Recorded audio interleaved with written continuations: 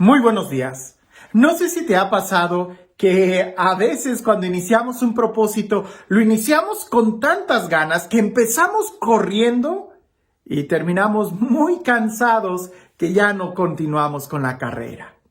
Es decir, por ejemplo en las dietas. Cuando alguien inicia la dieta, inicia pensando muy estrictamente y hasta elimina algunos alimentos que ni siquiera tenía por qué eliminar. Pero es que está tan motivado, pero a veces por querer correr, terminas simplemente deshaciéndote de la dieta. ¿Por qué? Porque te cansas. Y resulta que la vida cristiana no es una carrera de velocidad, sino más bien pareciese que es una carrera de resistencia. Hoy en el Evangelio nosotros vemos que Jesús manda llamar a sus discípulos. Y quizás muchos de nosotros también queremos sentirnos llamados por Él. Y queremos ya empezar a predicar y queremos ya empezar a hacer muchas cosas. Pero se nos olvida que en el llamado de Jesús, antes de dar un servicio, Jesús invita a sus discípulos a estar con Él. Leamos el Evangelio y tratemos de ver esos pequeños detalles que el Evangelio nos proporciona, porque en los detalles muchas veces ahí es donde nosotros encontramos la voz de Dios. Dice así: en aquel tiempo, Jesús subió al monte, llamó a los que Él quiso y ellos lo siguieron.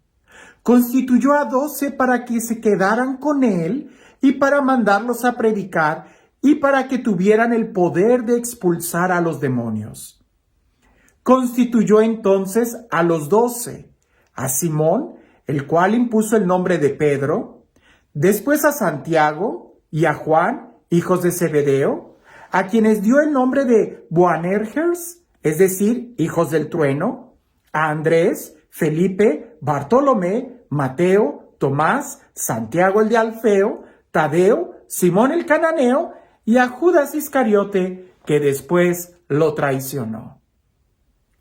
¿Observaste bien esos pequeños detalles? Cuando Jesús llama a sus discípulos, no los llama así porque se le ocurrió, sino que subió al monte. Y ese subir al monte significa orar, subir a la presencia de Dios.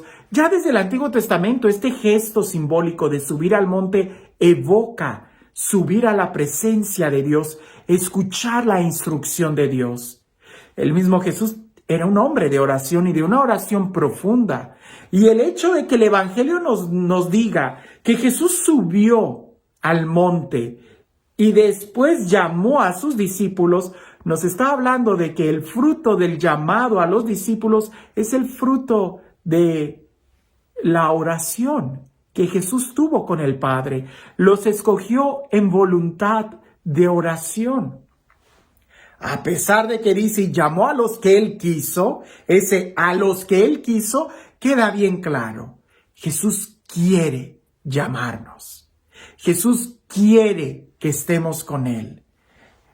Y seguramente cuando leemos el texto nos quedamos pensando, yo también quiero expulsar demonios, como los discípulos, pero resulta que antes de expulsar demonios, lo que tenemos que hacer es predicar la palabra.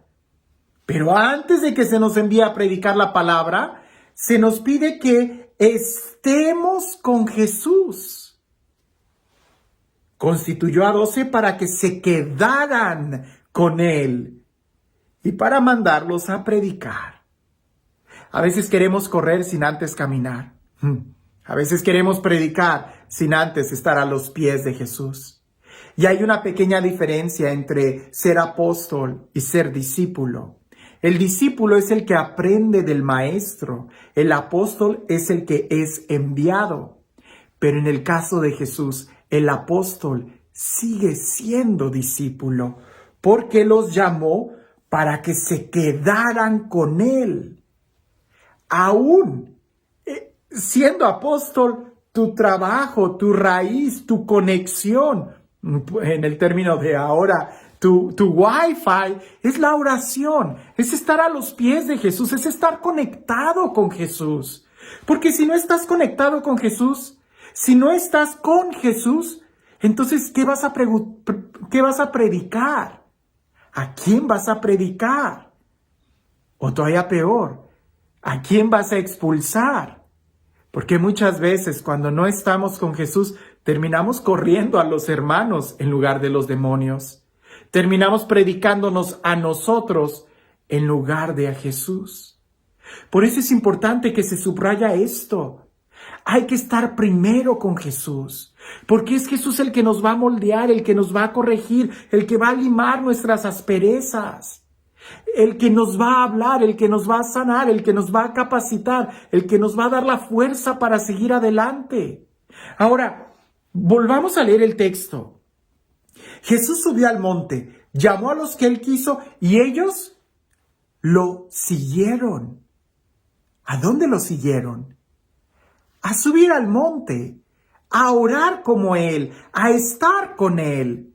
No dice que Jesús subió al monte, llamó a los que él quiso y ellos se quedaron donde Jesús les enseñó. No, es que no hay un lugar. Seguir a Jesús no significa que te estaciones en un lugar.